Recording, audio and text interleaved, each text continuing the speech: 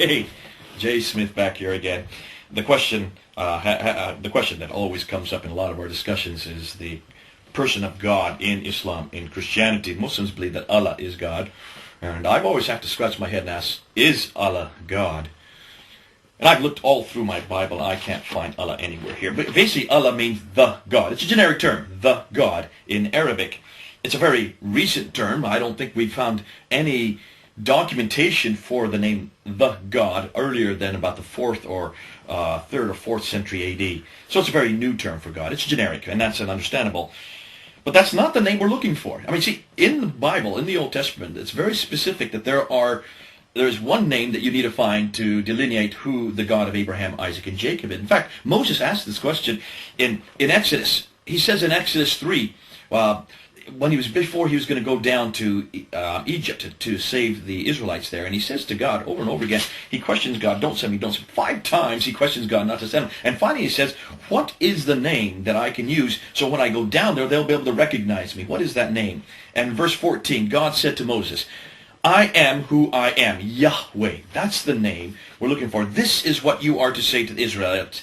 I am has sent me to you. Say to you Israelites, the Lord, the God of your fathers, Abraham, Isaac, and Jacob. This is, according to verse 15, this is my name forever. The name by which I am to be remembered from generation to generation. You can't get more specific than that. That's the name that Moses needed to go down to Egypt with. That's the name that all the prophets used. You'll find it 6,823 times in the Old Testament. Anytime you see L-O-R-D in capital letters, that is Yahweh. Or Jehovah, depending where you put the vowels. That's the name we're looking for. Now, there are 2 other names that were quite popular. Elohim, which was probably the second most popular name, which means the gods. It's probably the closest that we can get to Allah. It's only found 2,000 times. And it's not, anybody can be called the gods. It's a plural name, actually. And then there's also Adonai, which is a descriptive name for God, and it's only found 340 times. The name that is the most important, Yahweh. That's the name we're looking for. And we cannot find it in this book here. We cannot find it in the Quran. It doesn't exist. It is not on the lips of the prophet. It doesn't exist. You won't find it in the traditions. You won't find it in the hadith. You won't find it in the sirah. You won't find it in the tafsir, the commentaries. You won't find it in the tahqiq, the histories. You won't find that name in any of the traditions or in the Quran itself, which creates a problem. Because if this is the name that every prophet used, in fact, Jesus, this is the name that he appropriated for himself in John 8:58, when he said, before Abraham was, I am Yahweh.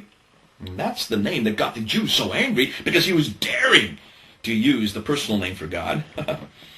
I would imagine that any prophet would want to, if he was going to show his salt or be considered to be authoritative, would have to show that name. Moses needed to go down to Egypt. Why is it Muhammad didn't know it? And what does that say about his prophethood? If he did not know God's personal name, what kind of prophet is he? So that's the name we're looking for. Is Allah God? Absolutely not. If you believe that Allah, the God, represents Yahweh. Now I know that the Arabic Bible uses the word Allah because that's the only name they had in Arabic. It's unfortunate that the translators use the word Allah. I think sooner or later we're going to have to change that, because that is not the God that I see here. That is not the God of the Bible. Now, where does this information come from? For this little booklet, I see that there is a constant reference to a book written by a certain Dr. Robert Morey, a book entitled The Islamic Invasion. So I went and got his book to find out what is happening here. What is he saying in that book? Where is his evidence?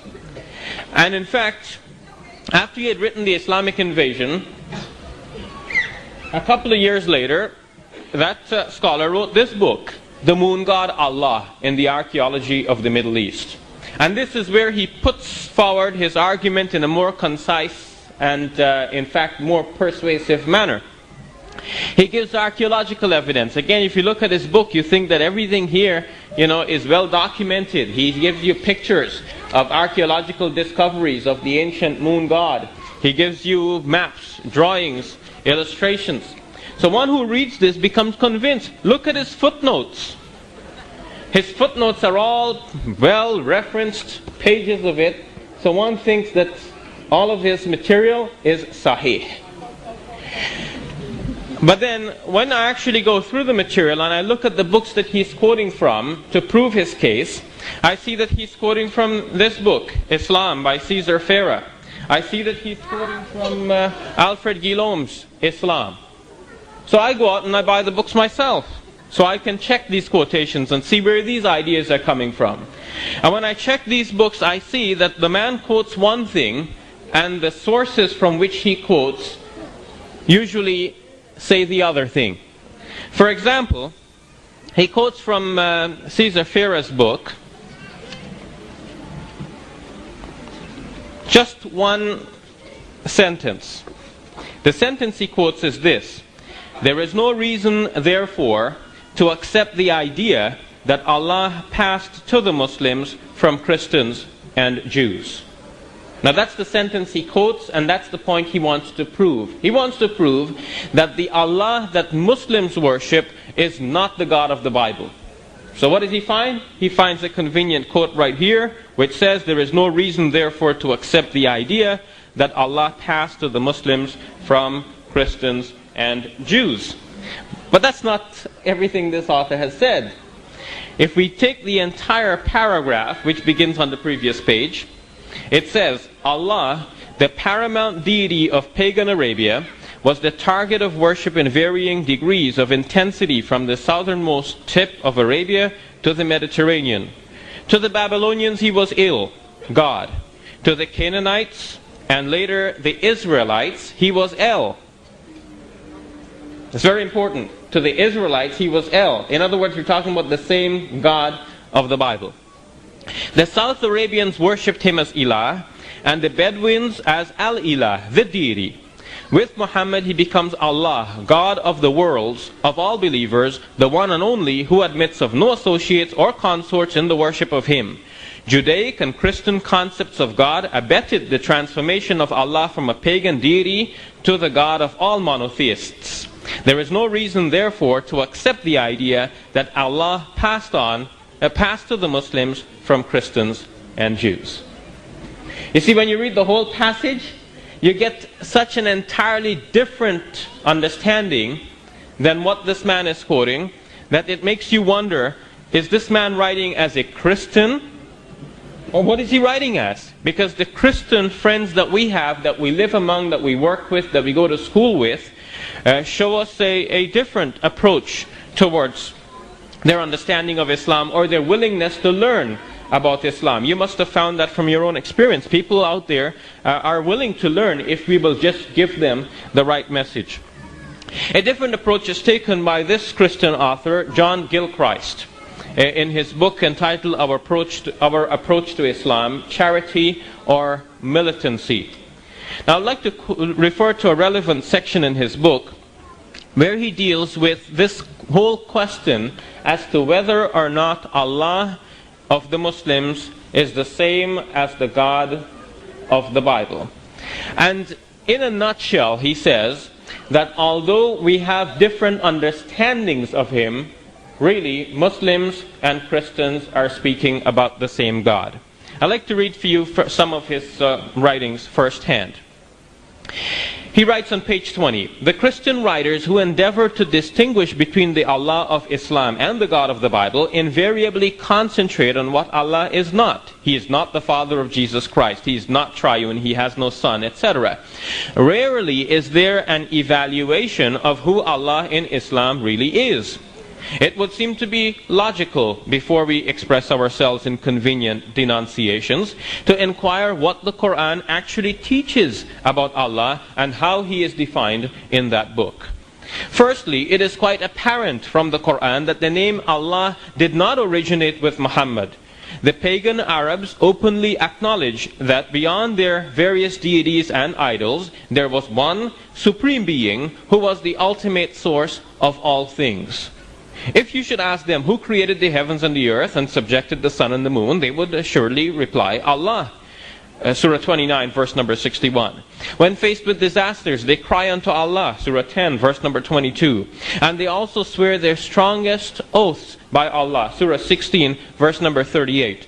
Western scholars agree that the name has pre-Islamic origins and that it is almost certainly derived from the Syriac Christian Allah. You see, and I can go on, just to show you that the information is there for one who wants to find that correct information. But the author on whom this comic book depiction depended obviously is not there looking for the truth. He has found something that he feels he can use in a convincing manner to persuade Christians to do not listen to Muslims and what they have to say. Now there is a reason for this approach, and John Gilchrist himself, in the book I last referred to, explains why he thinks that other Christian writers are not taking the approach that he has taken in trying to describe Islam as it is. Why is it that many Christian writers, not only the man whose garbage I'm trying to now remove, but other Christians as well, have tried to show that Allah is not the God of the Christians? That Muslims are talking about a different God, about a pagan God. Sometimes they try to depict that Muslims are worshipping a black stone, and so on. The reason for this, according to John Gilchrist, is that these writers think that Islam is a threat from within. I want you to understand that point. In other words, if Hindus say that Christians are worshipping something incorrect, or they don't believe right, nobody has to listen to them. But if Muslims say this, that message can have an impact.